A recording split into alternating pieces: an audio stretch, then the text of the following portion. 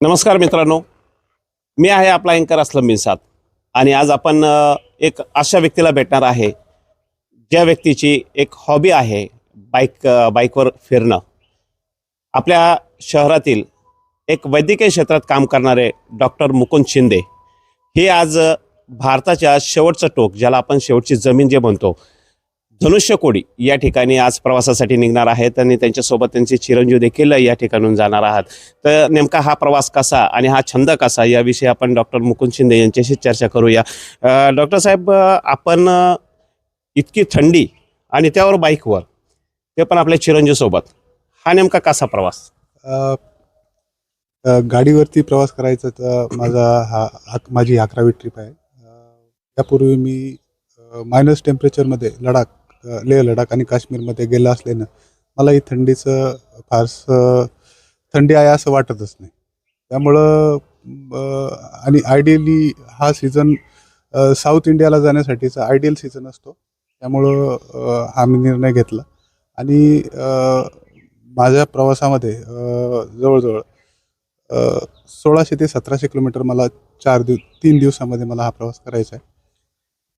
तर आपण कुठं लांब जायचं म्हणले, 100-200 किलोमीटर, 100-200 किलोमीटर जायचं म्हणले तर आपण 4 व्हीलर हा चॉईस करत असतो आणि आपण बाईकवर. आता हा प्रवास नेमका किती 2000 ते 1700च्या रेंजमध्ये हा प्रवास आहे आणि हा कसा, म्हणजे आपल्याला बाईकवर जाण्याचा हा छंद कसा? रॉयल एनफील्ड बुलेट गाडी घेणाऱ्या प्रत्येक माणसाचं स्वप्न असतं की आयुष्यात एकदा तरी आपण गाडीवरती आपल्या लडाख ट्रिप करणं. तर ते माझंही तसं स्वप्न होतं आणि त्याप्रमाणे तसंच मला भारतातले जी विविधतेतून एकता जी काय आहे ती मला प्रत्यक्ष अनुभवायची होती. त्यामुळं मग मी निर्णय घेतला, वर्षातून मी एकदा किंवा दोनदा कुठल्या ना कुठल्या राज्यामध्ये 5-10 दिवसासाठी मी जात असतो. आतापर्यंत आपण बाईकवर किती प्रवास केलेला आहे, किती ठिकाण आपण पाहिलेले आहेत? तसं पाहायला गेलं तर पूर्ण भारत माझा पादाक्रांत झालेला आहे. म्हणजे जवळपास नॉर्थ ईस्ट सोडलं तर पूर्ण भारत, नेपाळ, भूतान, बांगलादेश यापर्यंत मी जाऊन आलेलो आहे. यासोबत त्यांचे चिरंजीव पृथ्वीराज देखील त्यांच्यासोबत जाणार आहेत. तर नेमकं पृथ्वी, आपल्याला कसं वाटतंय का आपण बाईकवर किती वेळ आहे आपली? खरं सांगू तर ही दुसरी वेळ आहे माझी. पहिल्यांदा मी कन्याकुमारीला गेलो होतो बाईकवरती 2023 मध्ये. खरंच खूप छान वाटतंय. बाईकवर जाण्याचा खरंच खूप सुंदर एक्सपिरियन्स असतो. माझ्या मते सर्वांनी हा एक्सपिरियन्स घ्यावा, हीच माझी नम्र विनंती असेल सगळ्यांना. हा पृथ्वीचा एक डेअरिंगबाज आपण हा जॉब ऐकलेला आहे. खूप असं आपण मुलांना जपतो का नाही, तू थंडीत नको जाऊ, तो बाहेर नको खेळू, आणि या ठिकाणी ही डॉक्टर फॅमिली, शिंदे फॅमिली ही आपल्या मुलाला देखील सोबत घेऊन जात आहे. त्यांच्यासोबत त्यांचे आई पण आहेत, त्यांच्याकडूनही जाणू नेमकं. आता हे दोघं जे इतका लांब लांबचा प्रवास करतात, बाईकवर करतात, याविषयी आपण काय बोलू? हा खूप एक्सपिरियन्स आहे. आई वडील मुलांना त्यांची इस्टेट देतात, बाकीच्या गोष्टी देतात. मला वाटतं त्याच्या वडिलांनी त्याला हा वारसा दिलेला आहे, त्याने तो पुढे चालू ठेवावा मला वाटतं. बाकीचे आई जसं मुलाला जपतात, असं आपल्याला कधी वाटलं नाही का? आपण विरोध केला नाही का कधी? विरोध कधीच नाहीये, पाठिंबाच आहे. कारण हे पुस्तकाबाहेरचं शिक्षण आहे, त्यांनी घ्यावं, ते जग फिरून बघावं आणि जग खूप सुंदर आहे, खूप चांगल्या गोष्टी आहेत त्या अनुभवाव्यात त्यांनी. खूप सुंदर असे विचार आहे का आपल्या मुलाला प्रॅक्टिकल जे बाहेरचं ज्ञान आहे ते झालं पाहिजे या संदर्भात. आणि यासोबतच डॉक्टर साहेबांचे काही मित्रच देखील त्यांना दरवेळेस या ठिकाणी सोडवण्यासाठी येतात, त्यांना एक भेट आणि शुभेच्छा देण्यासाठी येतात. त्यांच्याकडूनही जाणून घेऊया आपण नेमकं काय वाटतं तो आपल्याला का आपला मित्र बाईकवर इतक्या लांब प्रवास करतात, त्या संदर्भात आपण काय म्हणाल? डॉक्टर साहेब माझे मोठे बंधू आहेत. त्यांच्या प्रवासाच्या सुरुवातीपासून आम्ही त्यांच्याबरोबर आहोत. त्यांचा हा छंद आहे, त्याचा आमचं पूर्ण फॅमिलीला त्याचा अभिमान आहे. आणि आता त्यांनी वारसा आमच्या पुतण्यालाही दिलेला आहे, तोही पुढे यशस्वी नेतो याचा आम्हाला सर्वांना अजून त्यांचे मित्र सेम त्यांच्यासारखी गाडी आणि त्यांचा सारखा छंद कदाचित यांना पण आहे की काय, त्या संदर्भातही आपण जाणून घेऊ.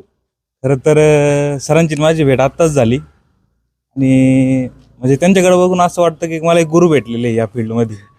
ह्या आपल्या श्रीरामपूरमध्ये आतापर्यंत मला कोणी गायडन्स करायला नव्हतं या गोष्टीबद्दल.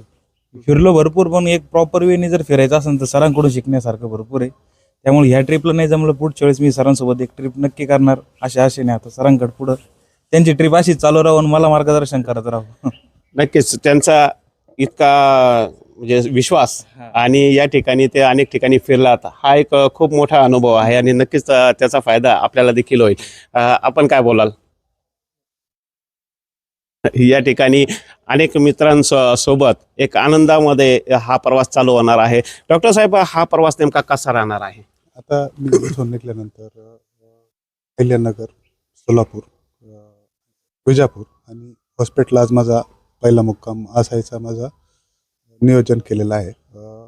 हॉस्पिटलच्या जर लवकर जर मी हॉस्पिटलला गेलो तर त्यापुढेही थोडंसं जाण्याचा माझा मानस आहे, परंतु जर नाही शक्य झालं तर आज हॉस्पिटलला मी पोचतोय.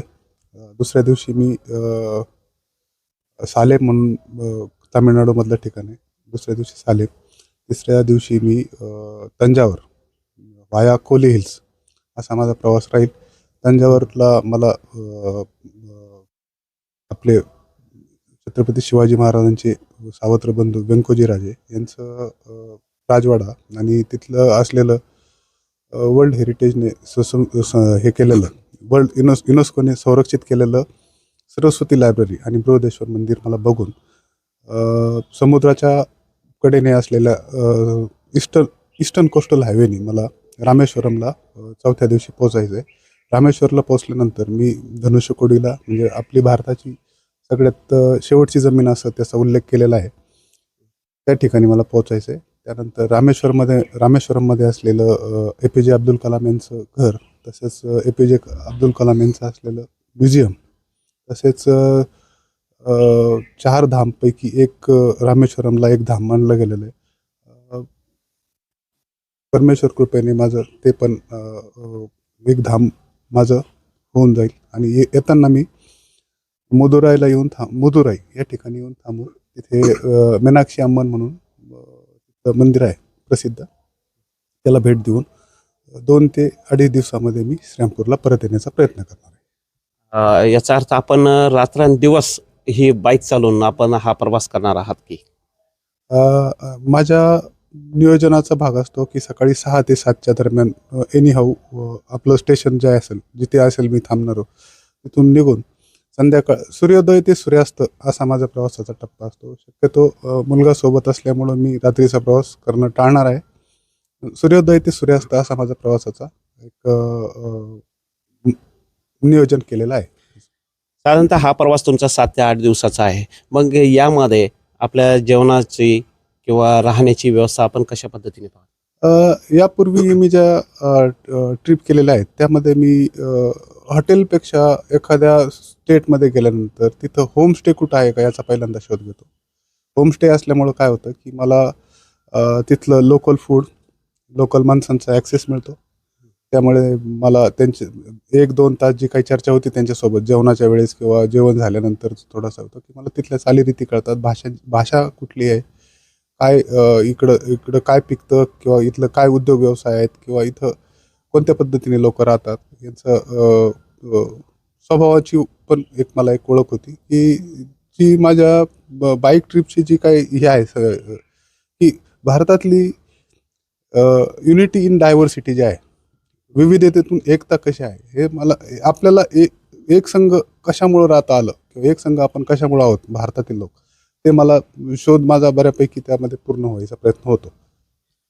या ठिकाणी आपण जे बाईक रॅली करतात किंवा बाईकवर आपण जातात, तर बाकीच्या बायकर्ससाठी आपण काय संदेश द्याल? मित्रांनो,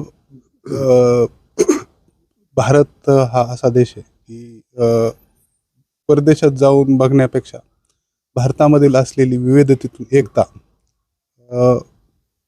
स्वतःही तिथं जाऊन लोकांमध्ये राहून अनुभवावी असं मी तुम्हाला हे सांगतो. आणि ट्रॅव्हलिंग टीचेस टॉलरन्स, म्हणजे प्रवास हा आपल्याला सहनशील बनवत असतो. आणि ते प्रत्येकाला सहिष्णुता आणि हे जे काय आजकालचे लुप्त होणारे जे काही हे आहेत गोष्टी आहेत, त्या होण्यासाठी वर्षातून एकदा तरी माणसाने पर्यटनाला जावं. खूप सुंदर संदेश हा डॉक्टरांनी दिलेला आहे. आपला भारत हा खूप सुंदर आहे आणि तो प्रत्येकाने त्या ठिकाणी जाऊन अनुभवला पाहिजे असा त्यांचा एक उद्देश आहे. आणि या ठिकाणी ते बाईकवर इतक्या लांब जात आहे, त्यांना आमच्या तिरंगा न्यूजच्या वतीने देखील खूप खूप शुभेच्छा. त्यांचा प्रवास सुकर हो हीच ईश्वरचरणी प्रार्थना. या ठिकाणी थांबतो. जय हिंद, जय भारत.